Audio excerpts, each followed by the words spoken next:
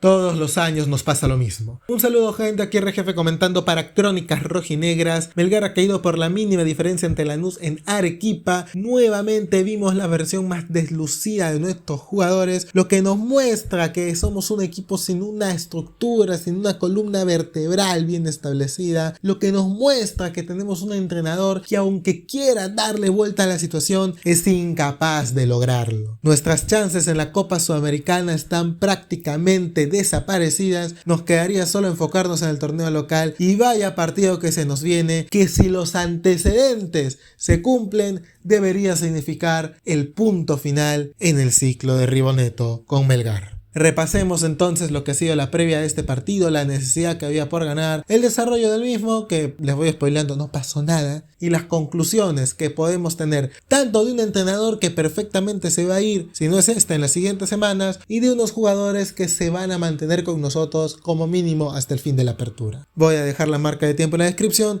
y sin más dilación comencemos. Melgar se encuentra en su peor racha de partidos en el tiempo reciente, solo ha podido ganar uno de los últimos 6 y ninguno de esos se ha dado por el torneo local. Los últimos 2 empates del equipo de Ribonetto ante Chancas y Comerciantes Unidos, este último en condición de local, han puesto en la cuerda floja al entrenador, ya que se vio incapaz de superar futbolísticamente a 2 equipos que claramente son inferiores, y sobre todo Comerciantes Unidos, que va a pelear el descenso este año. Estos partidos calientes, más por el contexto que por el rival, nos demostraron que Ribonetto, ante las situaciones límite, ante las situaciones decisivas, no tiene cómo darle vuelta al asunto o ni siquiera sabe cómo afrontarlas, tal cual ocurrió en su etapa en Talleres. Con todo eso en mente, la comunidad rojinegra comenzó a proponer varios cambios en el equipo que se debían mostrar en este partido decisivo, que iba a definir si la buena campaña de Melgar y Ribonetto a inicio del año iba a servir de algo en lo deportivo, o si sencillamente eran 6 partidos más que analizar, porque al final no iban a servir de nada. Y tras el resultado de hoy, parece que esto es lo que va a ocurrir. No vamos a pasar a una siguiente ronda, nos quedamos fuera en fase de grupos y hacemos ver más lo del 2022 como mera casualidad que como el producto de un trabajo bien construido. No digo que sea así, pero es la impresión que se termina dando. El 11 de Melgar tiene aciertos, a mi parecer. De la mitad de la cancha para abajo. Cabezudo en el arco en lugar de Cáceres, bien. Los laterales tenían a John Top y Alejandro Ramos, bien, porque los titulares estaban rindiendo muy mal. Y de ahí el mediocampo ya comienza a tener problemas. Ribonetto insiste con su tridente Arias, Orsán y Tandazo, ninguno jugó bien hoy. Y luego en la delantera experimenta con Kenji de un extremo, Tomás Martínez de Loto y Bordacar de 9. A mí Bordacar de 9 nunca me gustó y el Tommy es un 10. Entonces, este experimento en ataque en un partido en el que el equipo tenía que ganar sí o sí, se va a reflejar en la estadística. 0 remates al arco en un partido en el que teníamos que ganar. Una vergüenza, se le mire por donde se le mire. Y como no hubo remates al arco, no puedo hablar demasiado del desarrollo del encuentro. ¿Por qué no hubo chances claras? Fue un partido aburridísimo de ver. Yo, muchachos, tengo que confesarles que lamentablemente sí lo vi y me tuve que comer esos 90 minutos. Porque para un neutral, me imagino que habrá cambiado el canal en menos de 2 segundos. Pero nosotros los rojinegros no solo no tenemos que comer una derrota de nuestro equipo, sino que además nos tenemos que comer 90 minutos de fútbol infumable. Lo único destacado del partido es el gol de Lanús. Y el gol de Lanús llega en el minuto 87. Lanús, que había venido a este partido a empatarlo, no a ganarlo, a empatarlo, se lleva mucho premio por lo que hizo en el campo, que fue simplemente aguantar, contragolpear, a ver si no le sale. Y le salió. Al momento de atacar, porque Melgar lo que intenta hacer es triangular por bandas para intentar centrar, no le salió el centro, porque Lanús está bien ratonerito al fondo. Cuando Melgar ataca, deja 3 hombres en la línea defensiva. Es decir, se queda sin laterales. Y este fue el factor clave, porque en la contra de Lanús no hay quien cubra la banda izquierda. El jugador de Lanús avanza y tenemos una situación bien peculiar. No sé si recuerdan este video del único haitiano en el área, en el que solo hay un haitiano defendiendo y como 6 mexicanos atacando.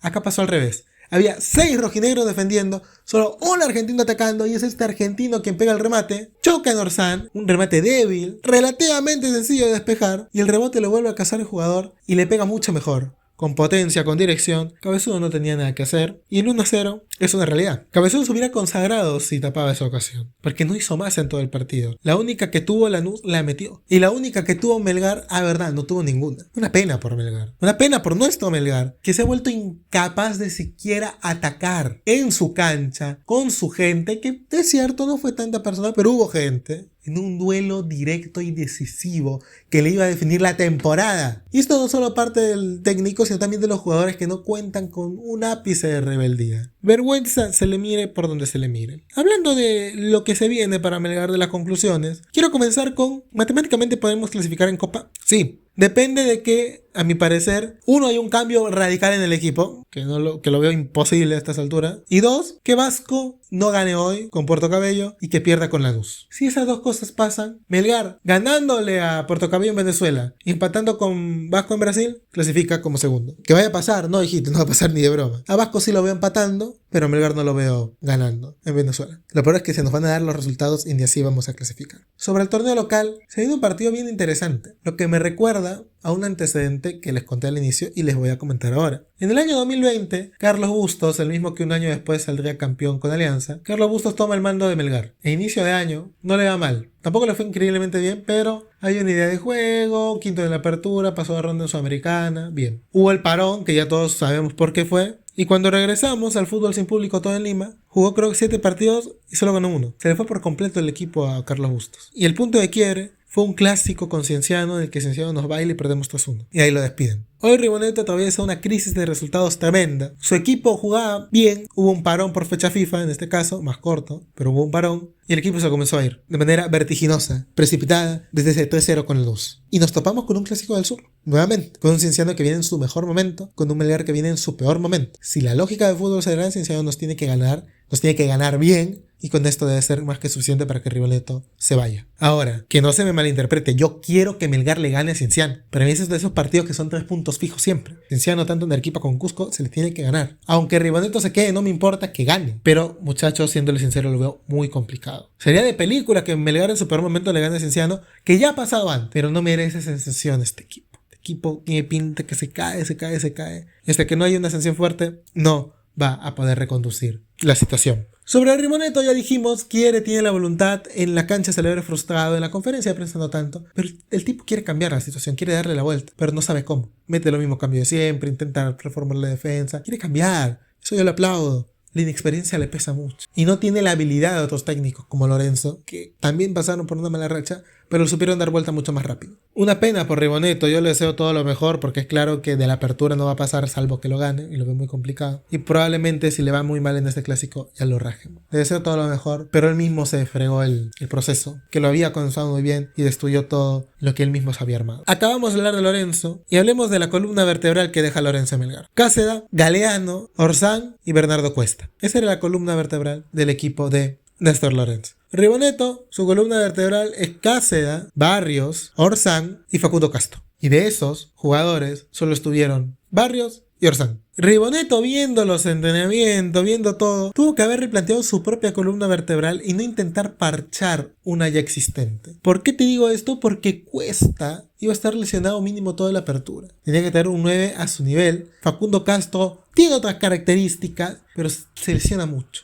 Por eso no está hoy, se lesiona demasiado. Orsán está en su peor momento. Barrios no es parte de la columna vertebral de Melgar porque recién llegó este año. Castro igual. Y Cáceres se le fue al nivel de la nada. La columna vertebral del equipo tiene la mitad de jugadores en un momento malo y la otra mitad de jugadores no están adaptados al ritmo del plantel. En cierto modo era lógico que a Melgar le sucediera esto. Y le va a seguir pasando si no recomponemos eso y damos continuidad a los mismos jugadores. Porque Barrios no ha sido el titular de Ribonetto desde el inicio. Y Castro tampoco ha podido consolidarse todos los partidos. Entonces va a tomar tiempo. Pero en la Copa Sudamericana lo que menos tenemos es tiempo. La idea de Ribonetto hoy no funciona para nada. Improvisó un ataque y no pudo rematar al arco. Una pena, de verdad. Porque tenía bonita pinta, pero lo terminó pasando, o parece que le va a terminar pasando, lo mismo que le ocurrió en Talleres. Comenzar bien, un parón, no saber cómo darle la vuelta a la situación, el equipo no te responde, y en el momento más decisivo, perder y perder feo. Esperemos que a Melgar le vaya muy bien el sábado y esperemos que sea el milagro en Sudamericana, pero con este equipo, con estos jugadores que no tienen rebeldía, porque probablemente el técnico se vaya, como te digo, lo veo bastante improbable. Gracias por ver, nos vemos en la siguiente ocasión del post partido con Cienciano del Clásico del Sur,